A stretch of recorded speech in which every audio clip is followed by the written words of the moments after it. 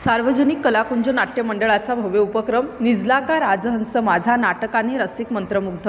गोरेगाव तालुक्यातील पाथरी ग्रामस्थांसाठी सांस्कृतिक आनंदाची पर्वणी ठरलेल्या भव्य नाट्यप्रयोगाचे आयोजन आज दिनांक 19 नोव्हेंबर 2025 रोजी करण्यात आले।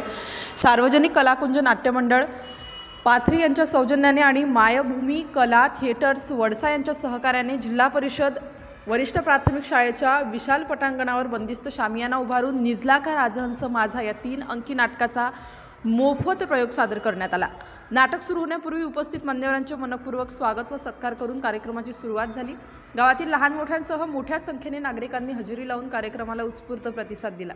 उपस्थित मान्यवरांचा गौरवशाली सहभाग कार्यक्रमाला प्रमुख अतिथी म्हणून ज्येष्ठ लोकनियुक्त आणि सामाजिक क्षेत्रातील विविध मान्यवरांनी उपस्थित राहून सांस्कृतिक उपक्रमाचे कौतुक केले। यामध्ये प्रमुख उपस्थिती जिल्हा परिषद सदस्य शैलेश नंदेश्वर, जिल्हा परिषद सदस्य जगदीश भाऊ बावनथडे, राष्ट्रवादी काँग्रेस पार्टी तालुका अध्यक्ष केवल भाऊ बघेले, संस्थापक पन्नालाल बोपचे, राष्ट्रवादी काँग्रेस पार्टी गोरेगाव उपाध्यक्ष आदेश फुले, पाथरी सरपंच हिरणाबाई तिरेले, उपसरपंच घनेश्वर तिरेले, तंटामुक्ती अध्यक्ष ज्ञानेश्वर शहारे, पोलीस पाटील सोमराज बघेले, कुराडी सरपंच अनिल मडावी, कुशाल वैद्य, सुनील कापसे, सरपंच मेंगाटोला, कटरे सरपंच गोंदखेरी, देवेंद्रजी भोयर, तलाठी साहेब, पोली रामजी कटरे।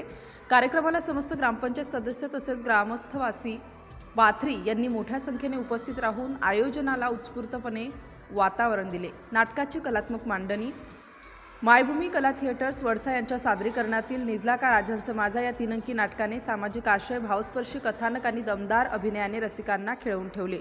सांस्कृतिक परंपरेला चालना पाथरीसारख्या ग्रामीण भागात अशा प्रकारचे मोफत नाट्यप्रयोग आयोजन करून सांस्कृतिक परंपरेला चालना मिळालेली आहे। तसेच नागरिकांनी नाट्य मंडळाच्या सदस्यांचे आणि मायभूमी कला थिएटर्सच्या सर्व कलाकारांचे विशेष कौतुक केले। एकंदरीत पाथरी गावात आजचा दिवस सामाजिक एकजूट, सांस्कृतिक जाणीवाली कला व आविष्काराने उजळून निघाला।